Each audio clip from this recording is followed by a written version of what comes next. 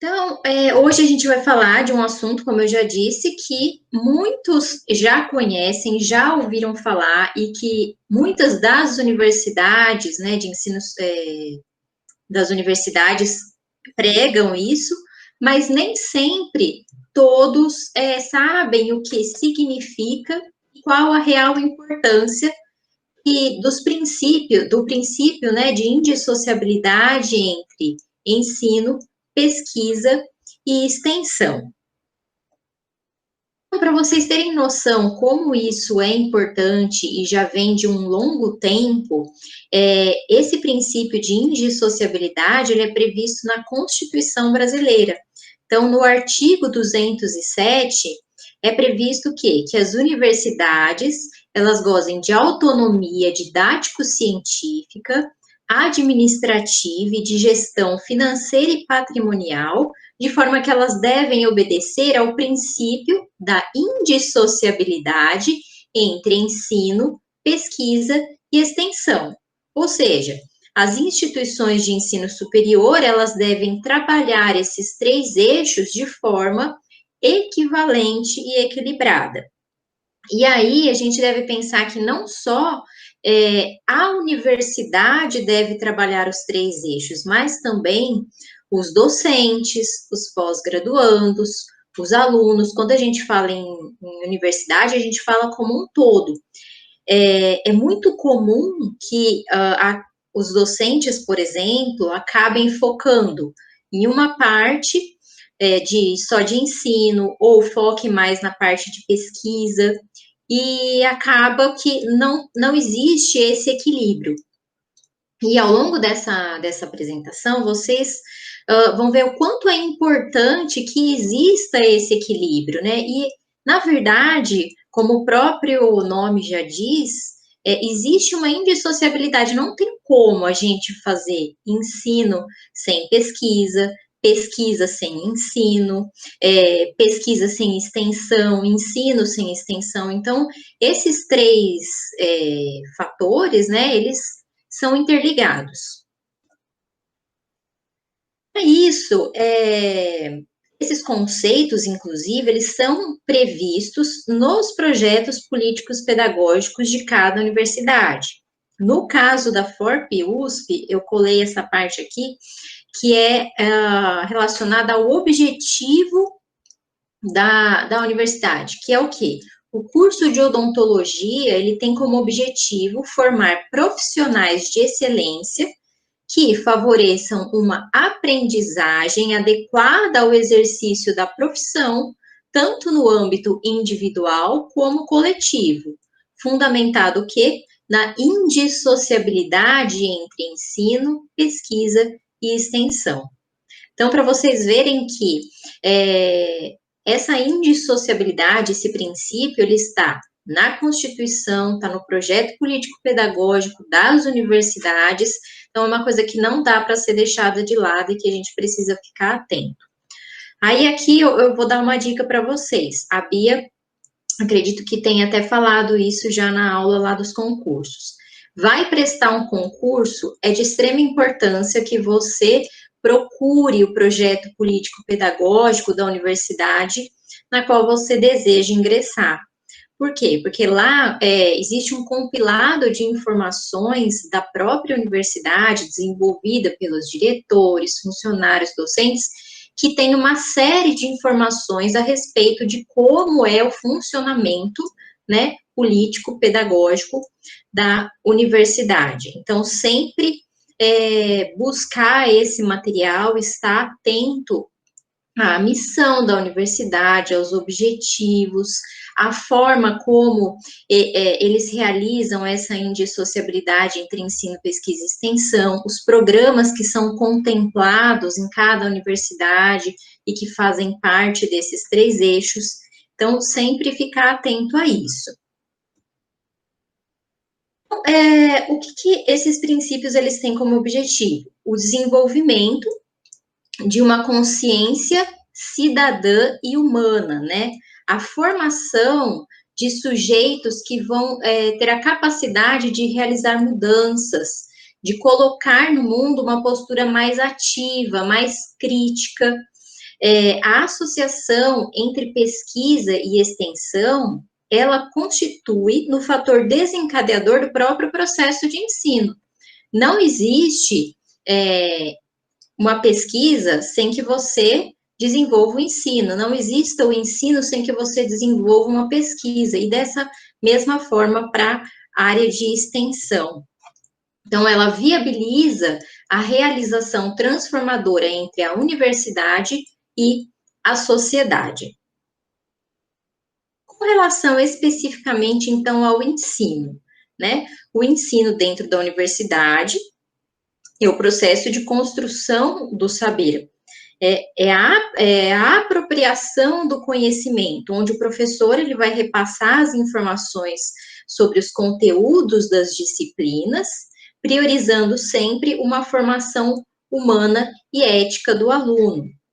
Então, a parte de ensino da universidade, ela está relacionada às disciplinas, por exemplo, que são ministradas na graduação, né? Onde cada unidade tem um programa educacional, um programa de disciplinas que são obrigatórias, disciplinas que são optativas e que visam, então, o processo de construção do saber e de desenvolvimento do senso crítico do aluno.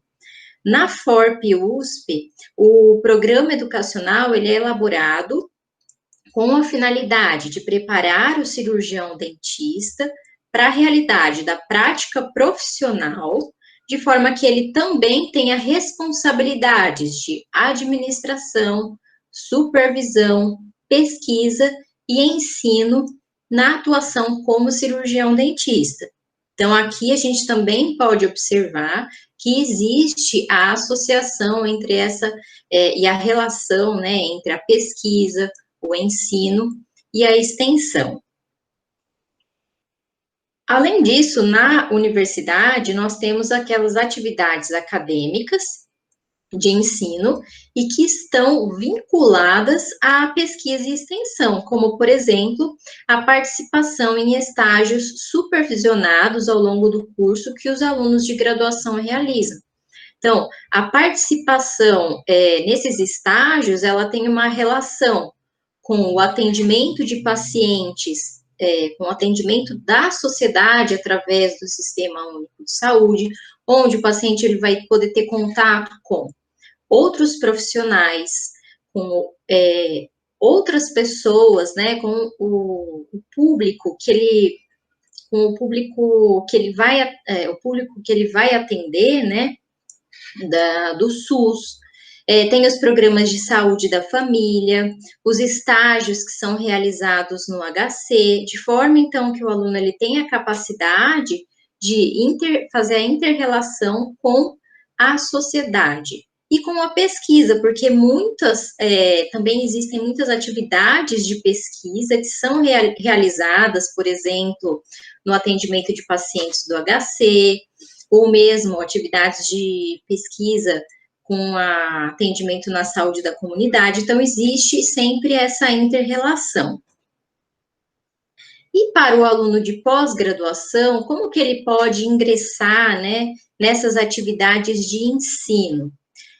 Na Universidade de São Paulo, existe o Programa de Aperfeiçoamento de Ensino, o PAI, que ele é destinado aos alunos da pós-graduação, né, nos cursos para aqueles que estão matriculados nos cursos de mestrado e doutorado, e tem como objetivo aprimorar a formação do pós-graduando no desenvolvimento de atividades didáticas de graduação. Então, o PAI, ele vai permitir o contato maior do pós-graduando com o aluno da graduação. E aí, a gente sempre fica naquela dúvida, né? Abre o processo seletivo para o PAI e a gente pensa, já fiz uma vez, já fiz duas, será que eu faço a terceira? Faça. É extremamente importante que nós tenhamos esse aprendizado, né? O PAI, ele é um programa que nos permite comprovar, inclusive, depois, né, por meio de certificados, e nos dá experiência para que a gente possa ter a atuação como pós-graduando na parte da docência, na parte do ensino. Então, é muito interessante essa inter-relação que existe entre o pós-graduando e o graduando dentro desse programa. Então, não deixem de participar e de perder essas oportunidades e de utilizar, né, todas as oportunidades que a universidade oferece. Dentro do ensino também existem as metodologias que são aplicadas e que também visam a associação entre pesquisa, extensão, ensino, como, por exemplo, o Polo de Odontologia Digital aplicado à educação, o PODAI, né? Esse é um instrumento que ele oferece um auxílio pedagógico virtual, tanto para docentes como pesquisadores e para os graduandos, né? Contribuindo para as atividades de graduação, pós-graduação, extensão e pesquisa, com a divulgação aí de materiais didáticos, como vídeos, aulas, apostilas, cronogramas. Hoje, com esse contexto da pandemia, é inegável que essa parte do ensino virtual, né, do ensino online, tem ganhado um grande destaque, um grande espaço, mesmo nas universidades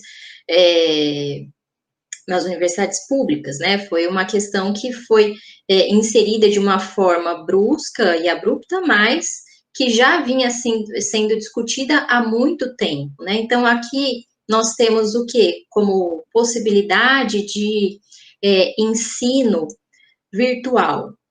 Os materiais didáticos, como vídeos, os podcasts, as redes sociais. Então, é uma forma, inclusive, de atrair tanto os alunos de graduação como os alunos de pós-graduação por meio dessas metodologias online, virtuais, que estão cada vez mais presentes na sociedade.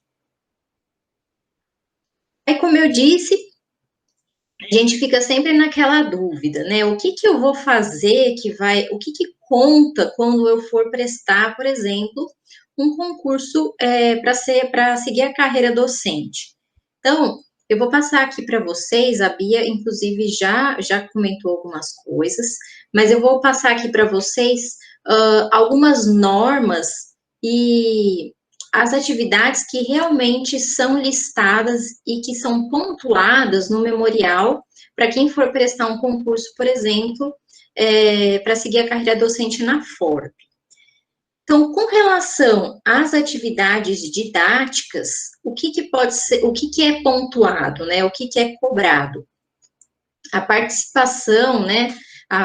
Em disciplinas ministradas em cursos de graduação. Aí você tem que relacionar a carga horária, informar a elaboração de materiais didáticos, como apostila, material multimídia, disciplinas que são ministradas em cursos de pós-graduação, disciplinas que são ministradas em cursos de pós-graduação lato sensu, ou seja, em especialização, e o estágio docente, como monitor, residente ou estagiário pai. Porque o que acontece? Às vezes a gente tá na universidade, faz lá o mestrado, o doutorado, conclui então a pós-graduação, vai para um pós-doutorado e de repente surge o concurso. Como que eu vou comprovar que eu tive participação em atividade didática durante esse período? O pai, tá? Então, como estágio docente, que tem a possibilidade, né, de envolver os alunos de pós-graduação, nós temos o programa de aperfeiçoamento de ensino. Por isso, não deixem de participar desses programas. É extremamente importante e é a forma de comprovar que você teve a experiência didática na pós-graduação. Mari, posso fazer uma pergunta? Claro. Sobre essa parte do memorial. Eles deixam claro se vale você ter dado uma aula, por exemplo, numa disciplina de pós-graduação, ou tipo uma aula só e você tem um certificado disso, ou você tem que ser professor da disciplina, cadastrado formalmente, com uma carga horária X? Então, Nessa parte do memorial, né, que contempla aqui o memorial, ele tem lá nas normas uma série de atividades que são listadas. Nessa parte específica de atividades didáticas, conta disciplina ministrada, então você tem que ser cadastrado como ministrante da disciplina, tá? Então, no caso, ou Entendi. de graduação, de pós-graduação, mas existem outras áreas lá no memorial, outros itens, onde você tem a possibilidade de colocar aí o certificado de ministrante em cursos ou Entendi. de palestras, mas aí seria uma outra área específica. Obrigada. Mais alguma dúvida? Bom, vou seguir então. Com relação à pesquisa, né? Bom, já que eu vou passar para a pesquisa, alguém tem alguma dúvida com relação a essa parte do ensino ou tá tudo bem? Posso seguir? Pode seguir, Mari. Tá bom. Com relação à pesquisa, é o processo de materialização do saber a partir da produção de novos conhecimentos baseados em problemas emergentes da prática social. Então, sempre a pesquisa vai surgir de uma problemática existente, por exemplo, na sociedade, ou no caso da odontologia, nós sabemos que a prática clínica envolve uma série de dificuldades ou de alternativas que seriam necessárias para melhorar um tratamento. Então, a pesquisa vai trabalhar nisso, ela vai buscar o que ainda falta, tentar solucionar problemas que existem, ou na área social, ou na área clínica, então aí depende de cada área específica. A pesquisa ela vai começar pela iniciação científica, tem também as atividades de pós-graduação na universidade. Então, a iniciação científica ela é o primeiro contato que o aluno da graduação vai ter com a pesquisa, em temas que são relacionados às áreas das disciplinas, né, que ele tem maior afinidade, e ele vai buscar, então, obter uma maior fundamentação científica, um maior senso crítico em relação às áreas onde ele tem maior interesse ou deseja atuar.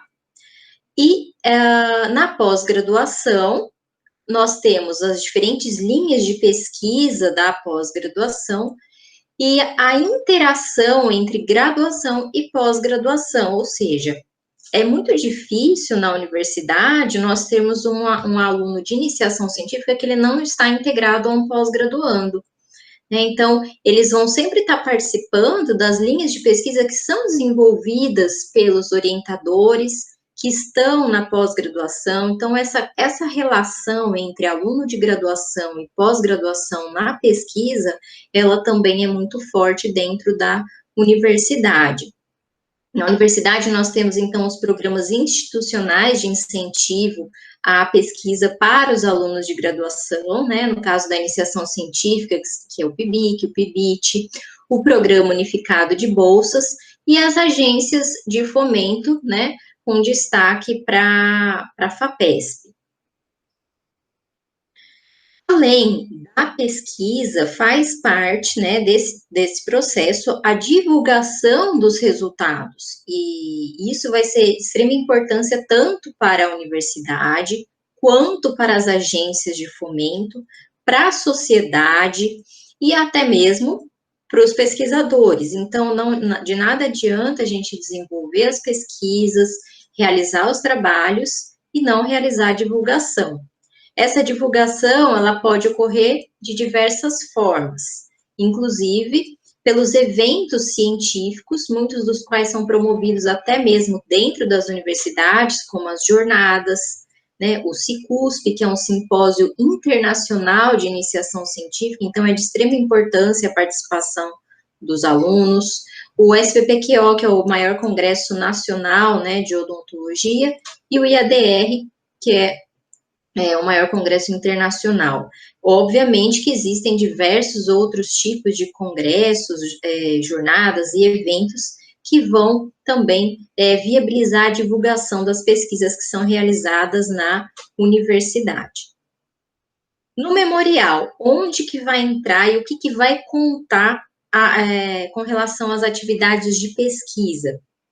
Lá você vai poder pontuar a obtenção de bolsas de estudo e de auxílio à pesquisa, né? Geralmente os auxílios são os auxílios financeiros, que são destinados mais aos professores mesmos, que são os responsáveis, né, e coordenadores por esses projetos de pesquisa, que recebem um recurso financeiro para desenvolvimento de um determinado estudo. Mas tem as bolsas de mestrado, de doutorado, de iniciação científica, pós-doutorado, treinamento técnico, existe uma série aí de bolsas. Lembrando que sempre é necessário anexar os comprovantes. Então, esse memorial, no caso da FORP, né, que é o exemplo que eu estou dando, tudo que a gente coloca tem que ter lá o seu comprovante, tá? Então, no memorial, você vai registrar também quais são as linhas de pesquisa que você atua, os projetos de pesquisa,